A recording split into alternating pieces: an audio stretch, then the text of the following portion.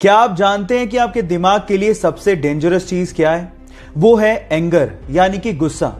गुस्सा आपके दिमाग के लिए पॉइजन के जैसे काम करता है। जब आपको गुस्सा आता है तो वो आपके डिसीजन मेकिंग पार्ट को बंद कर देता है, यानी कि आपकी सोचने की शक्ति खत्म हो जाती है। एक स्टडी के अनुसार जो ज्यादा गुस्सा करता है उसे हार्ट अटैक आने की संभावना भी ज्यादा होती है।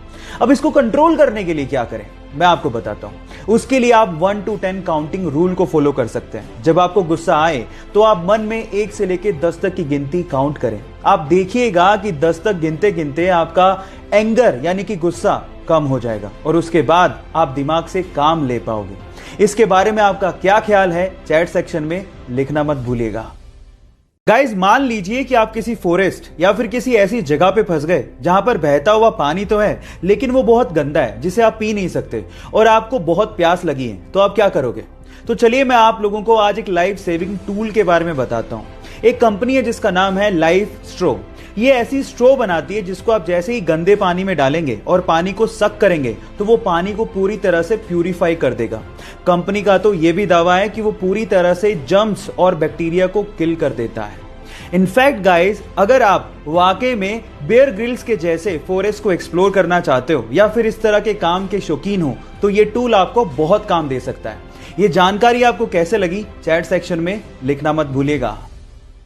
इस कोरोना काल में आप लोगों ने हाइड्रोक्सी क्लोरोक्वीन नामक मेडिसिन का नाम बार बार सुना होगा। इनफैक्ट ये मेडिसिन इंडिया में बहुत बड़े स्केल में मैन्युफैक्चर की जाती है और इंडिया इसे दूसरे देशों में एक्सपोर्ट भी करता है।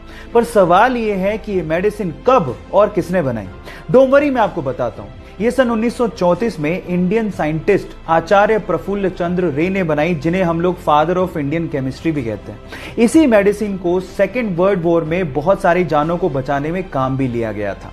क्या इसके पहले तक इफेक्ट आप जानते थे? और अगर नहीं जानते थे तो चैट सेक्शन में लिखना मत भूलिएगा। हमारी अर्थ पे बढ़ते हुए पॉपुलेशन की वजह से कभी कभी ये दिल में ख्याल आता होगा कि काश हमारी धरती थोड़ी सी बड़ी होती।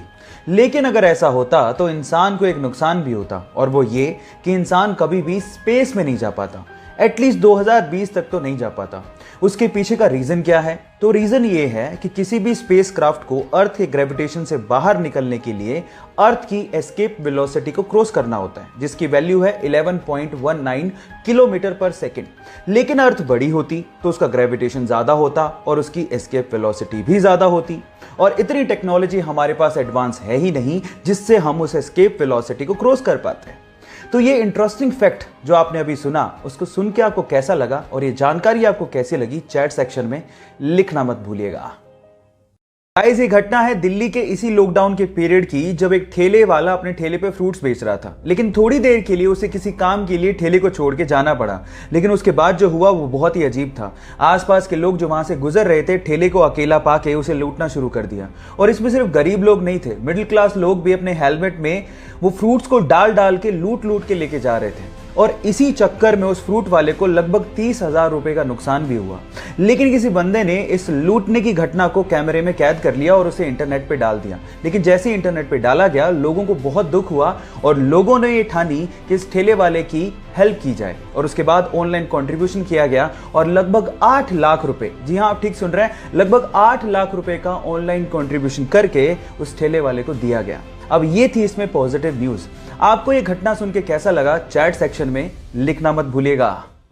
प्राचीन भारत के 2 ऐसे फैक्ट जिसे जानने के बाद आपको भी प्राउड फील होगा। नंबर 1, प्राचीन भारत में जब लोग मेडिटेशन किया करते थे तो उसे लोग ध्यान कहा करते थे। जब ये प्रैक्टिस भारत से चाइना गई, जी हाँ गाइस, ध्यान की प्रैक्टिस भारत से ही चाइना गई थी, तब चाइनीज लोग उसे चैंग के नाम से पुकारने लगे। लेकिन जैसे ही प्रैक्टिस चाइना से जापान की तरफ गई तो जापानीज लोग इसे जेन के नाम से पुकारने लगे। है ना ये इंटरेस्टिंग फैक्ट। फैक्ट नंबर 2, आपने बचपन से ही रामायण के बारे में सुना है, लेकिन क्या आप इसका मतलब जानते हैं? डोंट वरी, वो भी मैं आपको बताता हूं। रामायण में राम तो भगवान राम है, लेकिन यन का मतलब होता है यात्रा या सफर या जीवनी।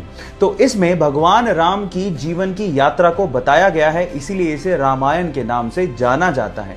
ये दोनों इंटरेस्टिंग फैक्ट जान के आपको कैसा लगा, चैट सेक्शन में लिखना मत भूलिएगा।